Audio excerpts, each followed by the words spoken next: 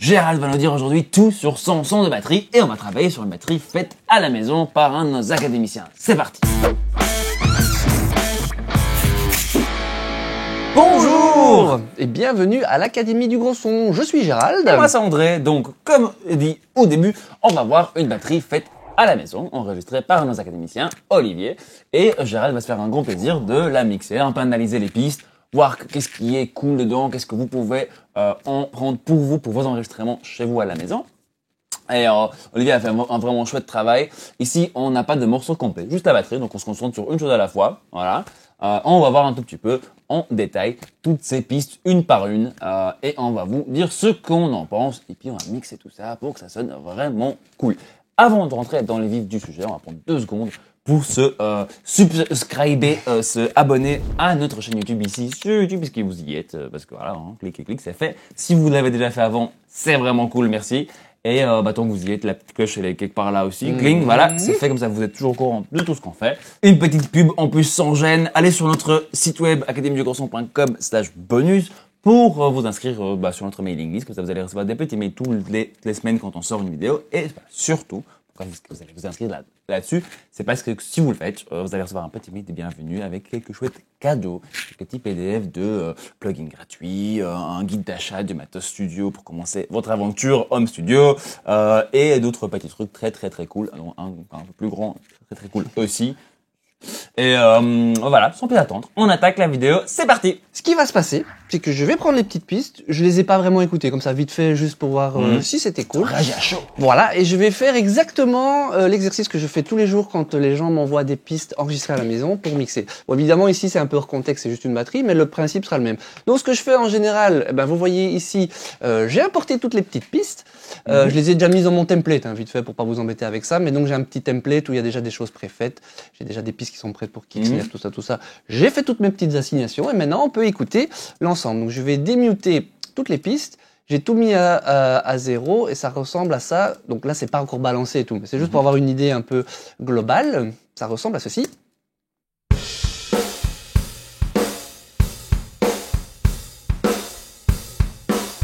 Ok, alors en général, la première chose que je fais, c'est que j'écoute vite fait toutes les pistes en séparé. Donc ici, sur le kick, apparemment, il y a 2 kicks, un kick in et un kick out. Écoutons d'abord le in.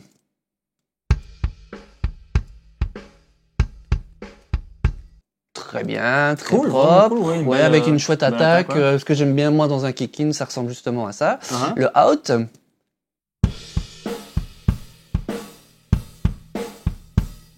Ouais, ok, c'est chouette. D'habitude, le out, j'essaie d'aller chercher un tout petit peu plus de rondeur et de grave, ouais. Ici, il y a beaucoup aussi d'attaque et un peu de médium, là, je dirais, mais globalement, c'est cool. Comme ça, un peu médium qui peut être cool dans certains styles. Voilà. Ça dépend comment tu veux mixer. Il y a pas mal aussi de cymbales dedans. Oui, mais il est pas très, mais j'ai des outils magiques, donc, je me tracasse pas trop. On va faire un truc avec ça. Alors, la caisse claire, comment ça sonne? Ici, apparemment, il y a une seule piste, donc je suppose que c'est un micro top. J'imagine, ouais.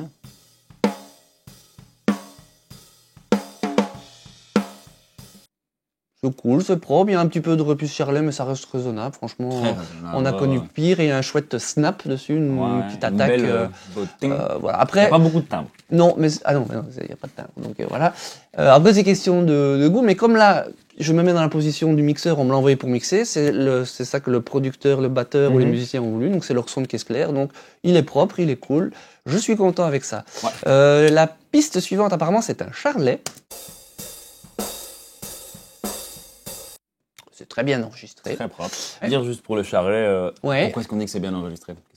Parce que il est focalisé principalement sur le Charlet, donc il y a très peu de repisses la caisse claire, et puis il est ni trop agressif. Parfois un Charlet peut vite devenir très c'est pas le cas ici. Il est équilibré, donc alors je sais pas si ça vient du Charlet de base, du micro, de la position, de l'ensemble, mais sûrement tout ensemble. Voilà, et je trouve qu'il y a une belle impact de la baguette dessus. On a une définition, donc c'est pour ça que je trouvais ça bien enregistré. Yes. Avec tout ça en tête. Après, on sent que dans le grave, il y a un peu de on va virer les basses parce qu'il y a un peu de qui nous embête. Il y a un tout petit peu d'agressivité dessus, mais franchement, j'ai reçu déjà bien pire que ça. Alors, du tom, nous en avons ici, écoutons. le tome donc, dit Medium.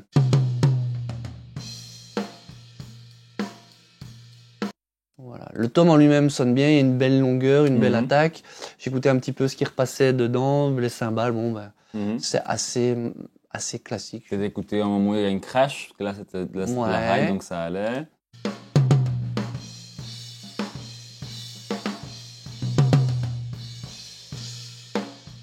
Ça va. Franchement, j'ai déjà enregistré des tomes bien pires que ça. Tout à fait.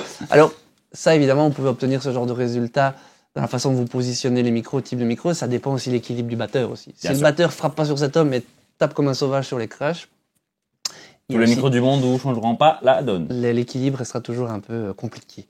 Et alors, il y a un tom basse, que je suppose être un floor tom. Hein.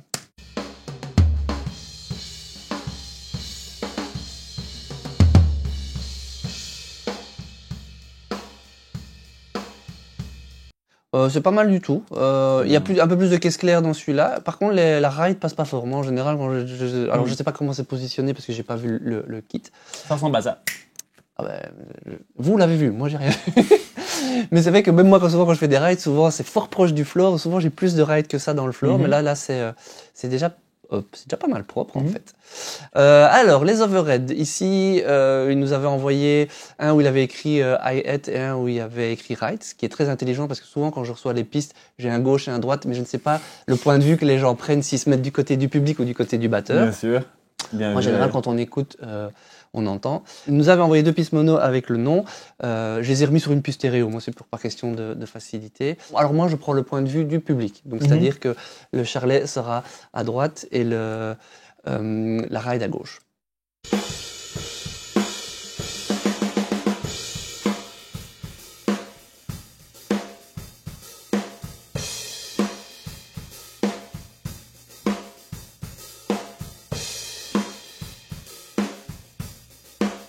Il y a peut-être quelques trucs à dire ici. Hein. Bah vas-y, tire. Moi, j'aime bien les overheads qui sont soit une image vraiment bien balancée du kit, soit qui se concentrent sur les cymbales. Et ici, on est un peu entre deux, où il y a beaucoup de caisse claire quand même. Bon, ça, relativement normal, c'est souvent l'élément le plus fort, mais où j'ai un peu plus de mal avec le détail des cymbales. J'ai l'impression que tout est un peu washy comme ça. Et moi, ce que ça me fait dire, c'est que ces micros n'étaient probablement pas placés super bien en termes de phase. Ici, tout est un peu... C'est pas assez précis. Moi, je sens pas exactement où est chaque élément, et dans un overhead vraiment bien placé dans ce genre de style, je préférerais. Après, c'est un style aussi. Il y a des gens qui préfèrent dans leur mix d'avoir des cymbales qui sont un peu plus wash, un peu plus floues, parce que ça donne de l'énergie, mais ça n'agresse pas de trop. C'est une chose. De deux, c'est un peu phasey, donc il y a un peu de... comme ça dans le fond, surtout quand les crashs sont joués, que tu joues un peu plus longtemps. Il y a peut-être moyen de trouver un meilleur équilibre entre ces pistes en termes de phase. Et j'ai l'impression que c'est fort loin du kit. Oui. Pas très... Elle sonne un peu limite entre overhead et room. Un peu comme ça. C'est ça. Donc, jusque-là, ça la piste peut-être un tout petit peu plus difficile. Voilà, il y a plus de travail. C'est vrai qu'il y a beaucoup de... Moi, j'aime bien le côté, d'habitude, plus focalisé cymbales pour des overheads. Aussi par habitude, par rapport au studio, où j'ai une belle room, en général, qui donne un chouette son d'ensemble de la batterie. C'est vrai que les overheads, moi, je préfère les avoir plus focus cymbales. C'est vrai qu'ici, il y a beaucoup de caisse claire dedans et que c'est pas spécialement ultra focus cymbales. Voilà, à voir ce qu'on va pouvoir en faire. Mais c'est vrai que d'office, là, je sens qu'il va y avoir beaucoup de caisse claire. Et si je veux avoir un contrôle sur la caisse claire et pouvoir la faire ressortir un peu pack, ce qui va se passer avec ce qu'il y a dans les overheads va sûrement m'embêter un peu, donc il faudra travailler là-dessus. La piste suivante s'appelle Room et c'est une piste mono, donc écoutons ça.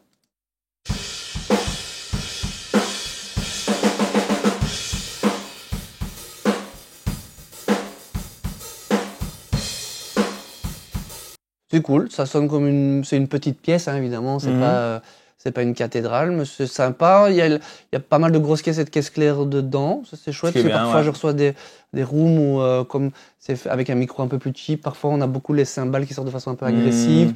Ici, ça va. Il y a un tout petit peu d'agressivité dans ce micro, surtout sur les roulements de caisses claires un peu plus... on sent que ça passe limite un peu à la saturation, comme ça. mais ça a l'air Vraiment moyen d'en faire relativement quelque chose, oui. cool, ouais. Et alors une dernière qui s'appelle Escalier. Donc je ne sais pas si c'est un son d'escalier ou si ça a été enregistré dans Est-ce qu'il l'escalier. a frappé l'escalier? Peut-être, écoutons. On va voir Oui, ce que peut-être il est tombé dedans. On va voir. Écoutons ça.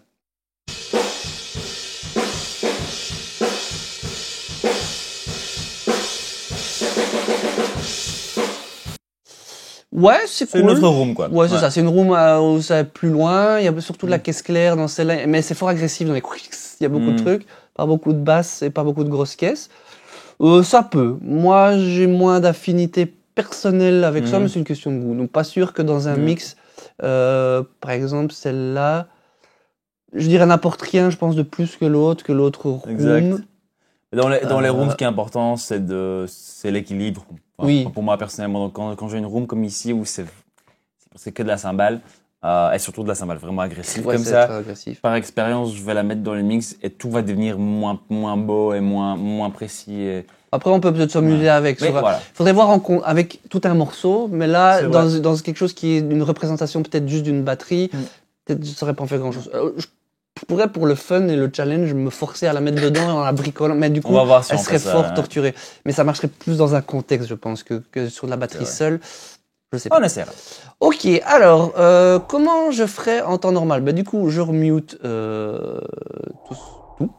Et moi, en général, j'aime bien commencer par les overheads. Ok. Souvent, en Comme sachant en plus, c'est la partie un peu plus compliquée voilà. ici, c'est pas une mauvaise chose de commencer par là. Et Ouais. je vais revenir sur le côté. Je vais essayer de redéfinir les overheads plus sur l'aspect cymbale. Donc je vais essayer je vais un peu baquer tout ce qui est un peu grosse caisse et caisse claire. Et je vais essayer de revenir plus sur vraiment les cymbales. Ça, c'est comment moi je fais. Donc ça, je vous donne un petit peu mes recettes à moi. J'ai pas dit que c'est ce qu'il fallait faire absolument chez tout le monde, mais ça peut peut-être vous inspirer. Déjà, je vais pas les mettre full gauche-droite parce que moi, je trouve ça trop large. En général, je préfère 3h, 9h. Par contre, ce que j'ai oublié de préciser, c'est quand même cool dans les overheads, c'est qu'il y a un souci d'avoir la caisse claire et la grosse caisse au milieu. Parfois, j'ai des prises de son où c'est fort, Ouais. On entend vraiment fort poum, désaxé. poum. Et ça, c'est vraiment problématique. Idéalement, c'est quand même bien quand la caisse claire et la grosse caisse sont au milieu dans des overheads. Même si on est focalisé cymbale et qu'on n'est pas sur une prise de son forcément symétrique, mais quand même à respecter ce rapport-là. Sinon, ça fait des choses très bizarres. Alors, je vais prendre un EQ de base de Pro Tools. Je vais cutter dans les basses dans un premier temps pour me débarrasser un peu de tout ce qu'il y a dans le bas, la grosse caisse principalement. Et je vais essayer d'enlever de l'énergie caisse claire. Pour ça, je vais aller creuser plutôt dans le bas médium avec un autre EQ. Okay. Ça, c'est quelque chose que je fais très souvent, en fait. Ça ressemblerait à ceci.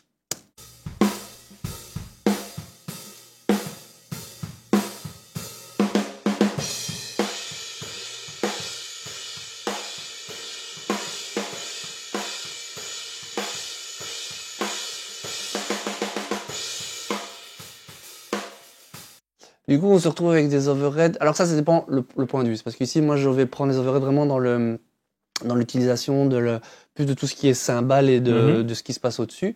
Forcément, quand on les écoute comme ça, maintenant, ça devient ultra fin. C'est un peu agressif dans les aigus. Donc, je vais probablement aller virer un petit peu, adoucir, arrondir un petit peu les aigus. C'est sûrement dû aussi au type de micro. Pas forcément ce qui résonne, mais peut-être juste un peu adoucir plus les aigus. Chacun son approche, vite. Oui, tout à fait. D'ailleurs, si vous voulez, on peut si vous y mettez tous et que tout le monde vote, on peut refaire le même exercice et c'est André qui refait le mix du truc. À vos marques, prêts, commentez.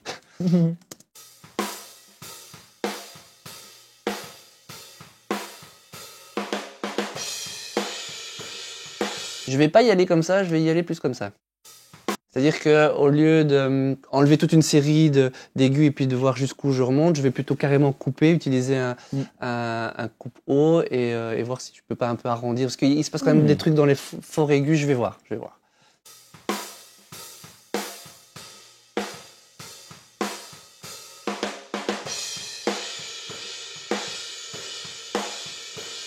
C'est Ça marche bof pour le moment. Je crois que je vais laisser comme ça et je verrai dans l'ensemble. Ouais. Je sens qu'il y a un truc agressif qui va m'embêter, mais je vais voir dans l'ensemble quand je vais pouvoir doser par rapport à grosse caisse. Qu'est-ce qu'il y a? Pour le moment, je laisse comme ça. Ça va vraiment ressortir à ce moment-là. Oui, voilà, c'est ça. En fait, d'habitude, souvent, je fais ça en contexte avec les autres instruments. Donc ici, pour le moment, je vais laisser ça comme ça. Si vous n'êtes pas sûr que c'est mieux, enlevez. Là, j'ai envie de continuer. Alors après, dès que j'ai mes overheads qui sont un peu la base, pour moi, les éléments les plus importants sont grosse caisse, caisse claire. Je vais continuer avec la caisse claire, tiens, pour une fois. Hop, changer. Ouais, ça dépend des jours. Là, je le sens caisse claire. J'aime bien, moi, la caisse claire. Moi oui. Je vais laisser les overheads et je vais venir maintenant mettre la caisse claire avec les overheads. Je vais pas travailler chaque élément en séparé. Je vais quand même essayer de contextualiser un peu l'instrument qu'est la batterie. Super.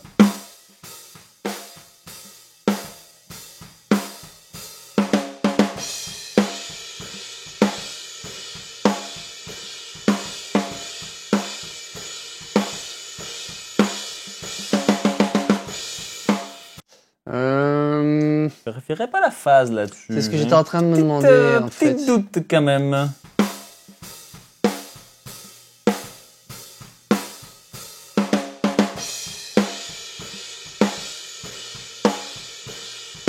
C'est bien comme ça en fait. Non, en effet. On a testé. On a pas entre deux en fait. Quand on enlève, ouais, on perd du coup encore du bottom un peu dans la snare. Donc non, c'est bien comme ça.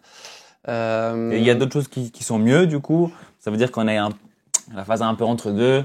Ouais. Mais bon, dans le choix, comme ça, faire confiance à ses oreilles, ce qui vous paraît sonner le mieux à ce moment-là. Ouais. Je vais mettre un peu de compression EDQ sur cette snare. C'est qu'elle est fort attaquante. Elle a beaucoup de choses bien déjà, mais c'est quand même fort très court. Ouais. Donc, on va voir un peu comment on peut la rendre un peu plus péchue.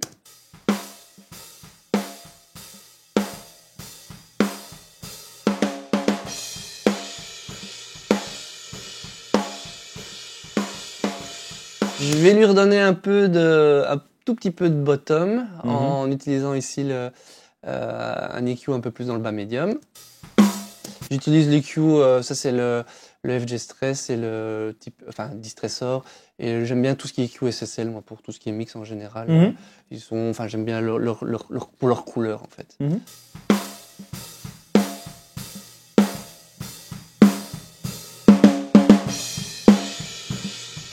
Donc là, je booste à fond l'EQ, je trouve la fréquence qui me plaît, puis maintenant je vais revenir en arrière pour la doser, parce que là, c'est un petit peu une version sauvage.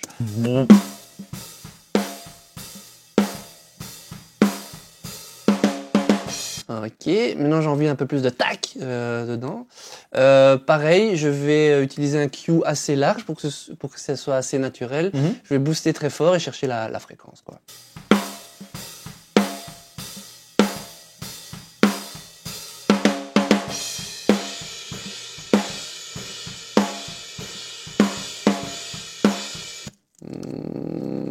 J'aime pas la couleur dessus. Non. Je vais chercher. J'ai peut-être un autre EQ plus sniff que j'aime bien pour ça. Je sais qu'il faut juste que j'y aille mollo parce que parfois j'ai tendance à en mettre un peu de trop. Oui, celui-là il est. Ça c'est le Sheps 73 73.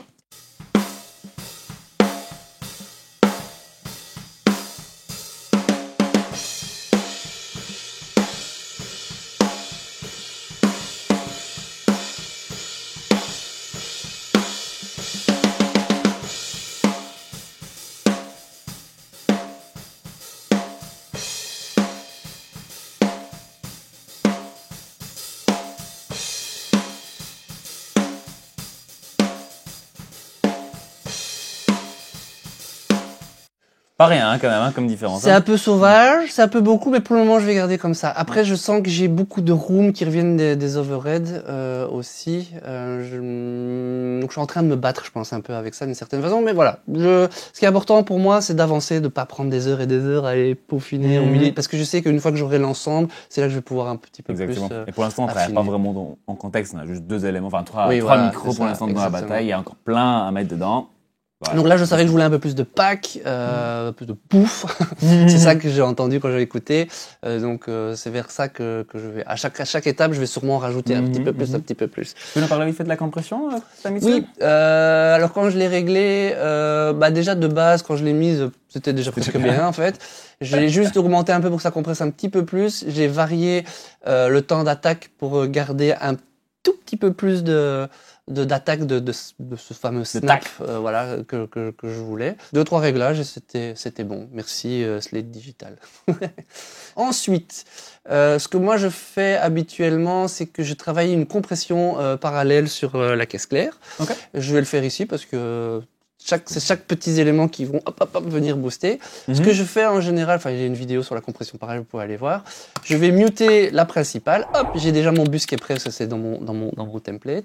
Et donc qui arrive directement dans un autre distressor, mais qui lui est réglé de façon beaucoup plus sauvage, c'est-à-dire qu'il est à 20 pour 1, donc c'est de la limitation, on va dire. Et je vais aller chercher pour avoir ce côté un peu toujours constant dans ma frappe, qui va essayer d'avoir un espèce de frappe constante, une texture dans le son qui sera un peu plus constante. Et donc je vais le régler, je vais virer le son direct, donc la compression parallèle est indépendante, et je vais voir un peu ce que je peux faire avec ça.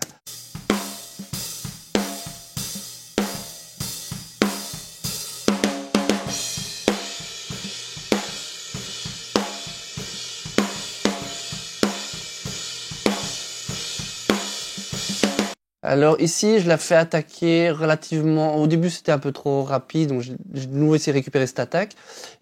Alors soit je descends le temps et on sent moins la compression et ça revient plus vite, soit je laisse remonter doucement et pour finir, je garde vraiment plus du pack dans le truc. Je crois que je vais y aller plus pour pack et avoir un pack constant. C'est pas lui qui va me ramener du corps dans ce cas-ci.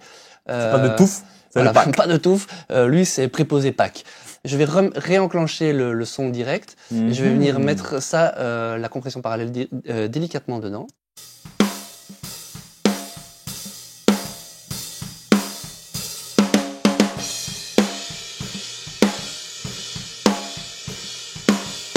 Maintenant, évidemment, ça me remonte fort ce côté pack, mais je reconnais cette couleur qu'il y avait à l'origine dans cette caisse claire comme elle était enregistrée. Donc, pour moi, ça manque un peu de corps, là, de nouveau, parce que j'étais plus sur du tac. Donc, je vais peut-être ramener, je vais un petit peu détaquiser et repouffer la compression parallèle. C'est des termes techniques, hein, si jamais vous allez voir sur Google. On vous les met à l'examen. Voilà, c'est ça. Et je vais peut-être essayer de redonner un peu de basse quand même dans cette, ou de bas médium dans cette caisse claire.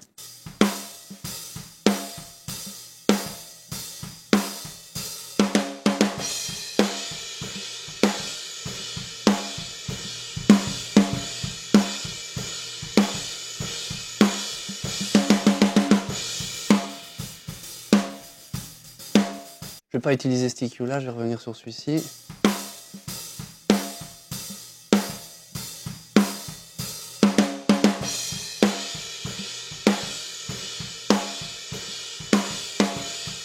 Je vais diminuer la compression parallèle, je vais essayer de revenir à un truc un peu plus naturel.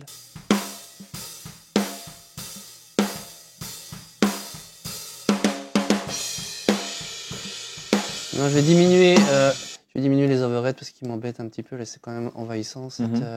Et j'ai beaucoup de room, un peu, ça donne beaucoup de room sur la snare. Je vais voir si en diminuant, j'ai pas le son que caisse claire que je veux. En fait, tout simplement comme ça.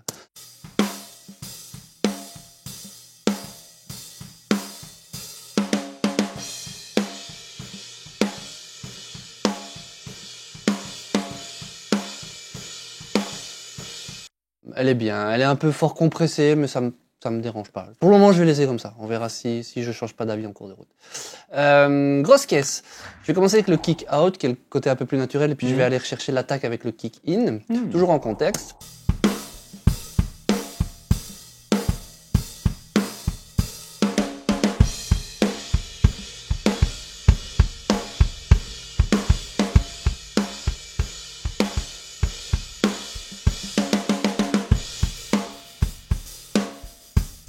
Alors, on va aller voir ce qui se passe un peu déjà visuellement au niveau de la phase. Ouais, ici, on entend, enfin, vous avez peut-être entendu qu'en général, est venu placer le kick-in, ça fait des trucs un peu bizarres. On perd un peu du détail, on perd de la précision. Bah, vous voyez, les deux micros, bah, c'est tout à fait normal. Le micro in est un peu avant le micro out normal parce qu'il est plus près de la grosse caisse, forcément.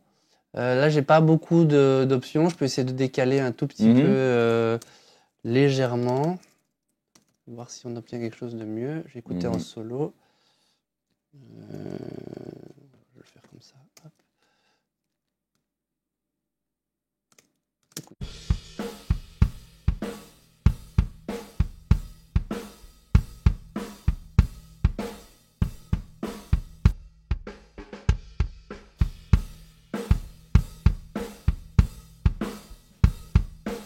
Je crois que je vais utiliser plus le in qui me paraît plus sympa et venir doser gentiment le out. Je pense que ça fonctionnera comme ça. J'aime bien comment sonne le in, il me fait une bonne impression et je pense que le out peut amener un petit peu à côté. Mais de toute façon, comme on a dit tantôt, il n'amène pas cette rondeur et ce côté. Il a ce côté naturel mais pas très rond. Je vais voir. Je vais attaquer compression EQ et on va voir un peu ce que ça donne, comment ça réagit.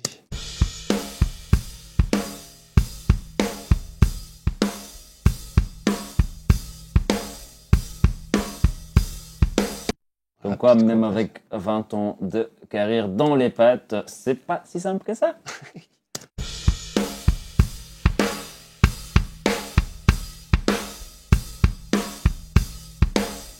Parce que moi, j'ai 20 ans de carrière dans les pattes et c'est pas le même travail en fait. C'est vrai, ouais. Moi, j'aime bien les spaghettis.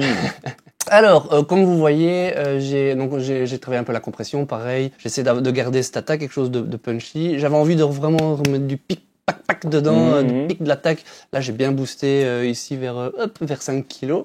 Okay. J'ai du bas médium qui m'embête, que je vais aller enlever avec ce filtre-ci maintenant, qui est un filtre plus propre. L'autre, je l'ai utilisé plus pour la couleur. Ici, c'est plus pour du nettoyage, donc il me faut un truc plus chirurgical.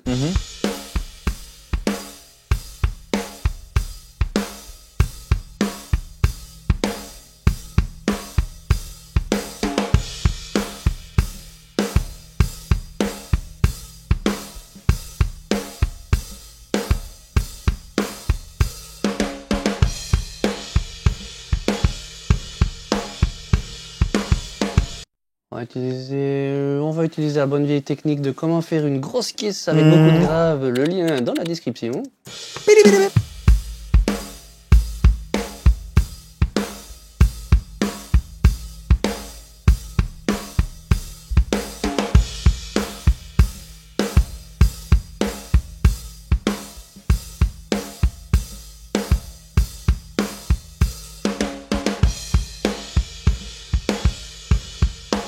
Petite compression parallèle sur la grosse caisse. Même principe que pour la caisse claire. Donc c'est juste la compression parallèle.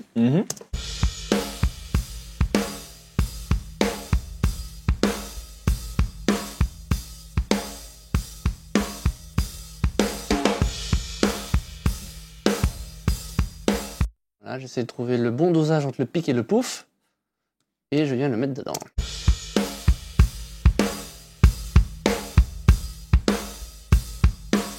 Alors je vais écouter maintenant sans les overheads, je vais voir cette balance grosse caisse claire.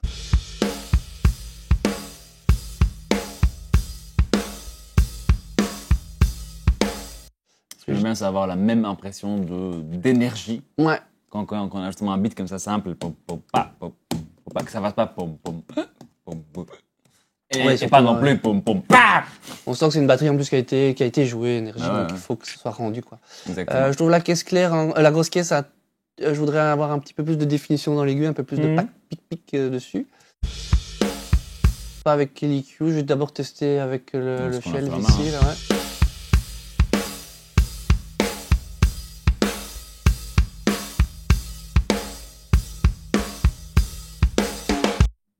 Cool, mais ça change, évidemment, ça change fort ma caisse claire. Je vais écouter en solo la grosse caisse pour voir ce que ça donne. Je vais voir si je peux pas me débarrasser de cette caisse claire avec mon D-Bleeder. Il y a les cymbales aussi, hein, parce que dès que tu pousses un tout petit peu sur la grosse caisse, les cymbales changent de couleur aussi. Ça aurait presque pu amener un truc cool sur la caisse claire, mais c'est un peu too much. Pour le D-Bleeder, pareil, il y a une vidéo sur en long large comment s'en servir. C'est un outil que j'utilise tout le temps sur grosse caisse et caisse claire. C'est pour nettoyer donc tout. De toute façon, vous allez voir.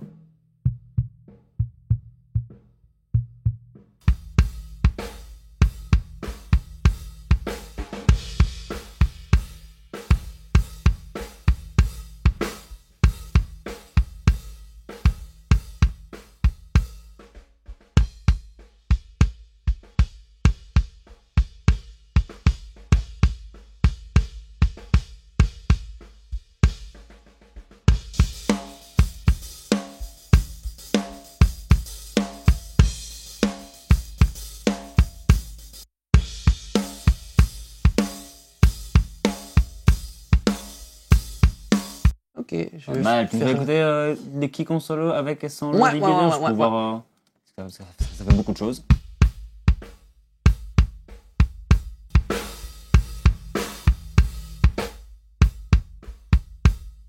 Ah ouais, quand même. Ah oui. Et je vais faire la même chose sur la caisse claire. C'est qu'en C'est écoutant juste grosse caisse claire, j'entends beaucoup de charlet dans cette caisse claire aussi, tant qu'à faire. Ouais.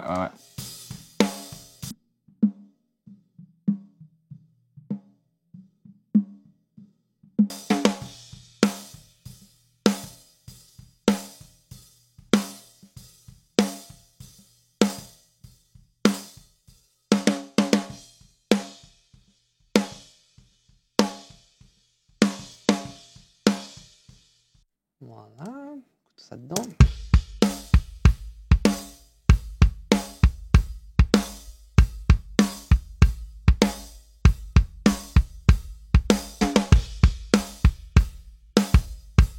Voilà, c'est un compromis à trouver. Comme ça a l'air un peu sauvage. À mon avis, ça va.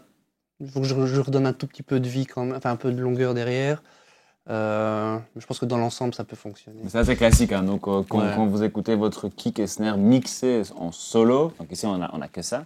Souvent, ça fait très comme ça. Un tout petit peu machine dans un mix moderne. Enfin, un peu un peu joué comme ça.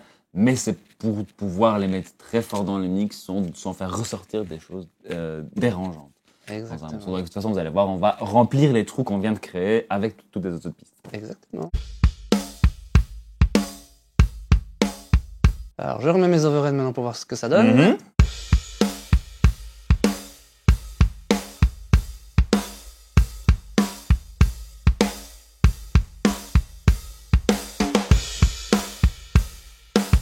C'est cool. Là, j'ai un truc qui est plus défini, plus propre. J'arrive à avoir quand même mes cymbales quand ça tape. Et le reste du temps, je sens vraiment que c'est grosse caisse et caisse claire maintenant qui mènent la danse Drive, ouais. de leur son, quoi. Avant, ils se battaient avec les cymbales plus qu'autre chose. Voilà, c'est ça. Donc là, c'est un bon contrôle de tout ça. Alors, on va Magnifique. mettre là, dans ce que je vais faire, c'est que je vais mettre le Charleston. Ok. Donc toujours au point de vue public. Donc je l'envoie légèrement à droite.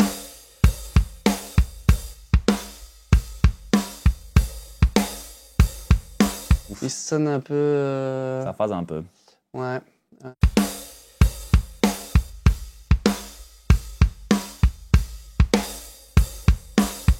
Je vais aller creuser dedans pour essayer de me débarrasser un petit peu de choses qui m'embêtent. De toute façon, il ne doit pas sortir trop fort.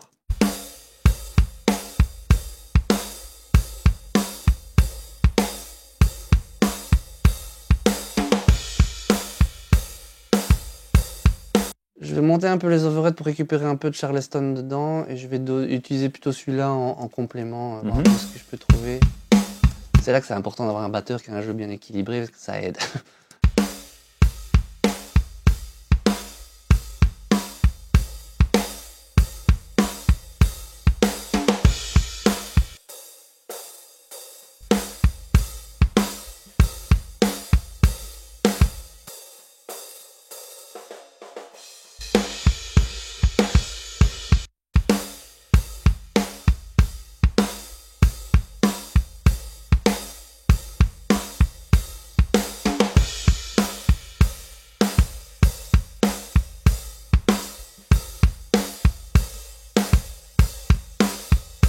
Donc là, on a fait un petit truc sympathique, une petite inversion de phase, enfin inversion de polarité juste sur le charlet. Mhm.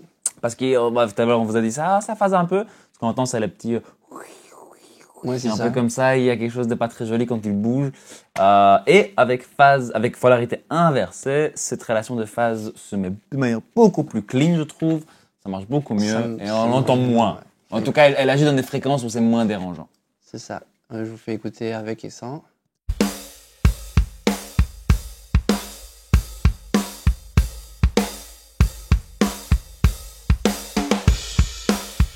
C'est comme si on récupérait un petit peu de la précision dans l'ensemble de l'image et surtout du Charleston, un peu de la snare. Bon, après là, on est sur... Droit quand c'est une Ouais, phase c'est normale et juste droit quand elle est inversée.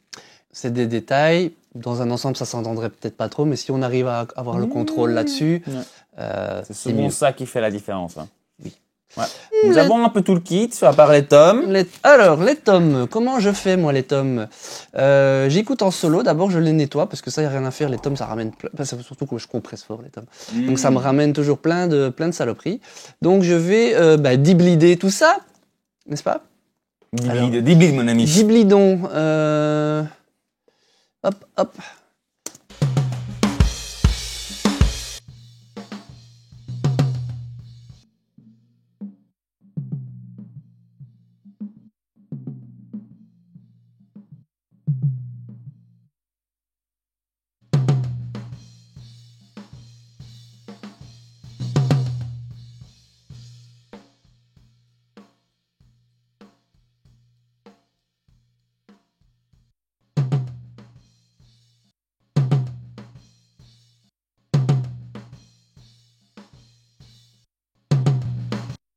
Ce qui est important, c'est de ne pas perdre l'attaque, la grosseur, le Ouais. Il faut que ça passe vraiment bien, donc c'est là le choix de la fréquence et des petits réglages est important.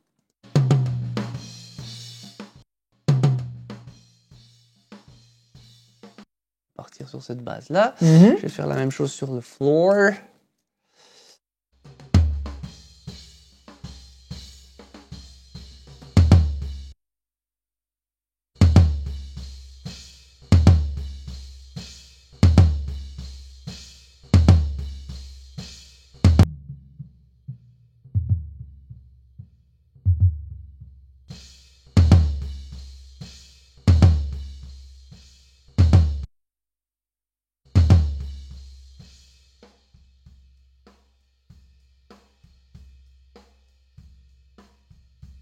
Et je vais les mettre maintenant dans la musique. En fait, non, c'est pas ce que je vais faire, c'est que je vais déjà les compresser à balle de guerre, tel un sauvage. Et pour aller chercher vraiment ce côté snap attack, enfin, cette puissance. Hop.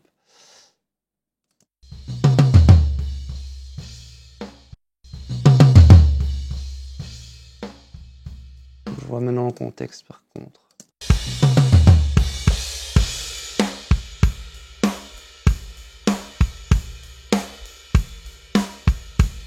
Le fait d'avoir travaillé sur les tomes, tout d'un coup j'entends ma batterie avec une autre perspective, donc je suis déjà en train de rééquilibrer des choses et je vais déjà changer un peu, je suis déjà un peu remonté à caisse claire et peut-être réarrondir un peu la grosse caisse et lui enlever un peu de pack-pack.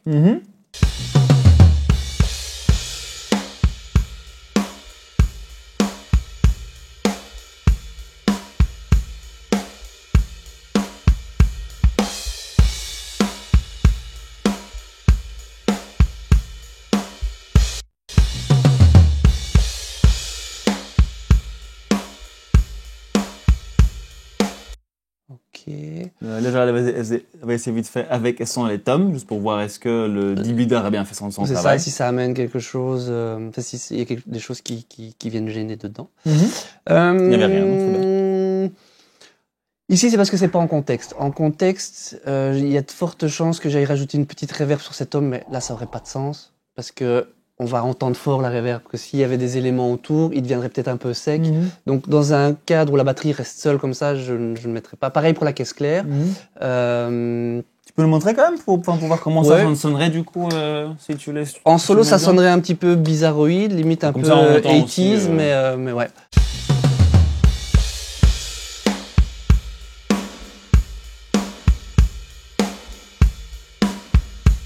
Un peu longuet ça.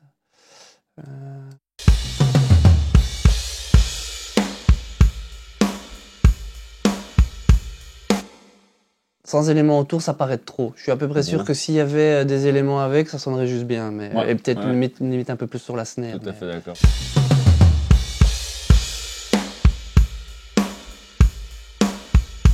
Bon, ça me paraît même fort léger. Ah ouais, par rapport à ce que j'ai l'habitude de faire.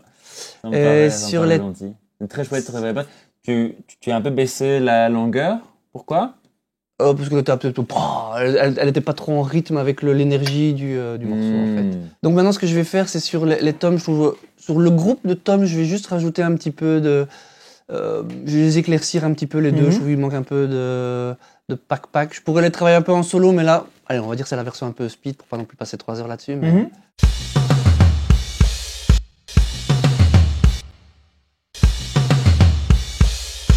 qui est un peu de casse-pied avec les toms, c'est comme là, il n'y a pas d'éléments autour, on entend un peu l'ouverture du deep leader, l'aspect un peu gate. Pour le moment, je laisse comme ça, mais ce serait à affiner. Ce serait un peu probablement. Ouais. Après, dans un contexte, honnêtement, ça s'entendrait pas. Ça s'entend vraiment pas. Et alors, il y a la room. Je vais pas utiliser la room escalier dans ce cas-ci. Dans un truc en contexte, ça aurait pu être marrant, mais voilà, je vais voir un peu ce que je peux faire maintenant avec l'autre room. Je vais déjà simplement la mettre dedans.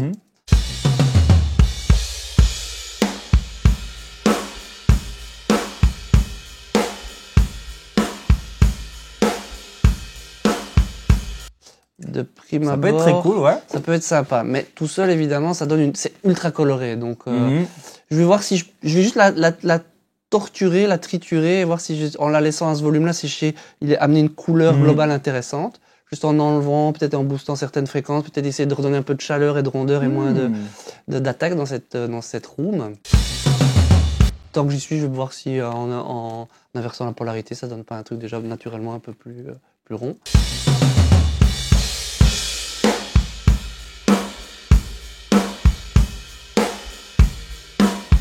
La couleur de la snare change complètement. Donc, en inversant la polarité, ça s'entend fort sur la snare. En tout cas, tout d'un coup, ça devient plus pouf. Donc, je vais inverser la polarité et maintenant voir comment je peux traiter ça.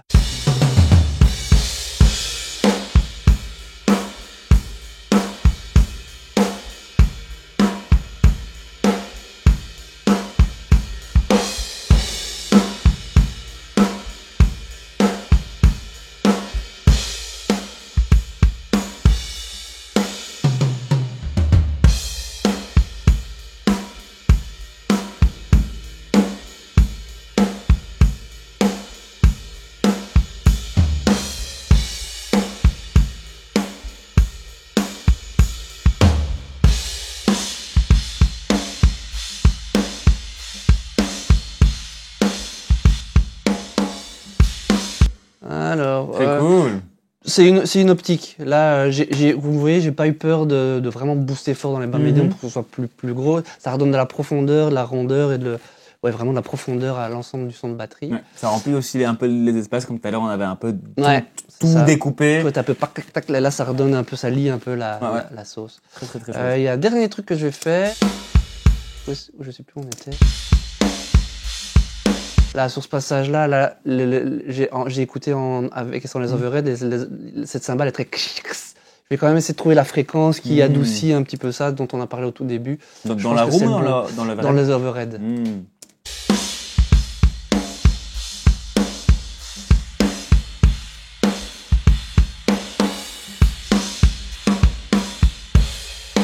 Alors le but n'est pas d'enlever complètement parce que sinon ça assourdit fort les overheads, mais tout d'un coup on se débarrasse de ce truc très qui nous agresse un petit peu l'oreille.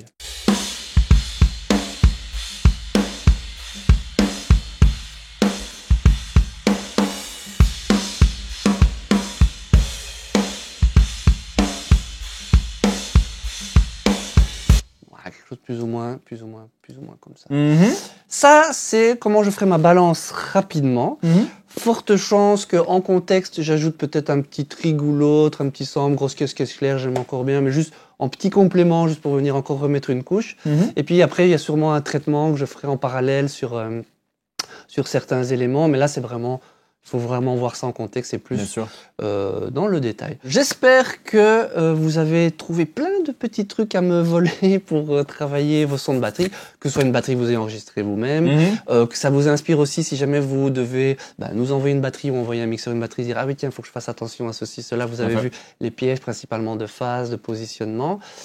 Et que sinon, que ça vous inspire dans vos batteries, vous enregistreriez vous-même ou avec votre batteur. Ou même parfois, c'est des trucs que vous pouvez utiliser sur des batteries programmées. Absolument. Il y a des problèmes de phase que vous n'aurez pas, mais il y a plein de trucs que vous pouvez utiliser. Ça marche aussi sur des batteries programmées. En fait.